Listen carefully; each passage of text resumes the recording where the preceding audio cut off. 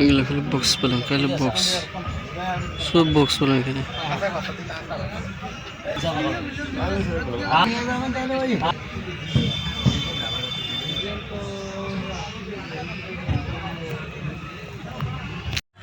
Hello guys, এই হলো আমাদের কাজলগাঁওয়ের মেলা। আজকে শেষ, লাস্ট মেলা, মানে মেলা শেষ হয়েছে। এগুলো আর কি ভাঙা সিঙা খোলা, মেলার বয় বস্তু খোলাগুলি করতেছে। এর দেখুন আমাদের কাজলগাঁওয়ের মেলার অবস্থা। প্রায় 1 মাস ছিল, তারপরে এখন আজকে সব দোকান সোকান মেলার কি কত যা কিছু আছে সব কিছু শেষ, মানে খোলাধুলা করতেছে। এই হলো সেলকি ঝুলি পালকি, এই হলো নাগরতলা, আর এই হলো পুতুল খেলা। মোটামুটি এত বড় মেলা হচ্ছে, মানে আসামের ভিতরে 3 নম্বর স্থান পাইছে এই মেলা, কাজলগাঁওয়ের মেলা।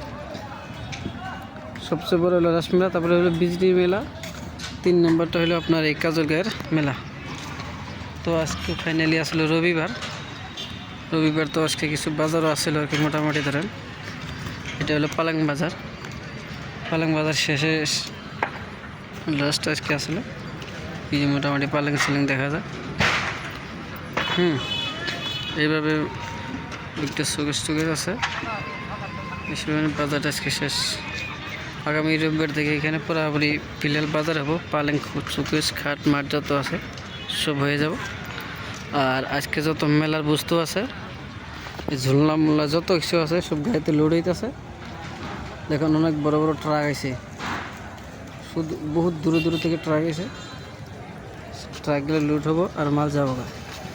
এটা হলো আমাদের টার্নিং পয়েন্ট, মানে এখানে লোক জোড়ায় রেস্ট নিত গড়াবার মাঝখানে। আর এগুলো যত আছে সব গাড়ি এগুলো সব বলে ওদিকে আবার লোড হইতেছে।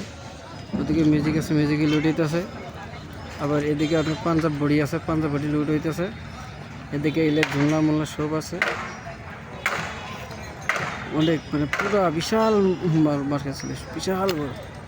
আমি এখানে আপনাদেরকে নিয়ে যাব, রাস্তায় যাব, ভিডিওটা দেখতে থাকুন।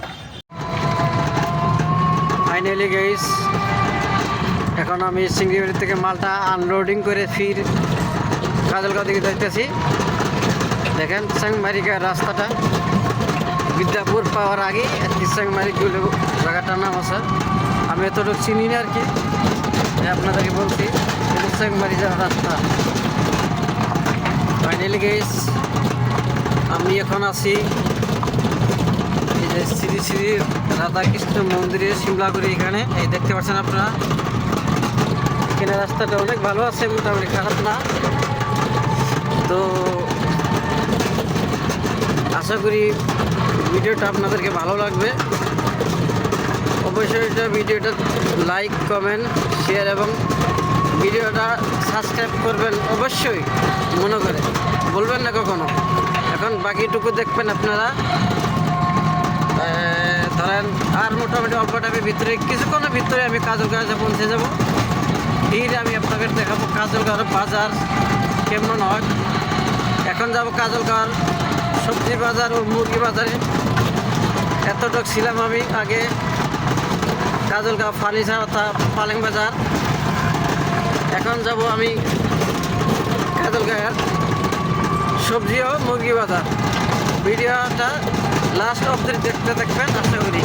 হ্যালো গাইস, অবশ্যই মাল একটা নিছি, 4 মিটার পালেং একটা। এই দেখুন কাজলগাঁও থেকে কিনলাম। এখন আমি মোটামুটি রাস মন্দির ওখানে যাব। এটা হলো হাইরোড, যে এটা রাস মন্দিরে নেওয়া লাগে। তো দেখুন, দেখতে থাকুন। আমি এখন রাস মন্দিরের দিকে রওনা দিলাম পালেংটা নিয়ে।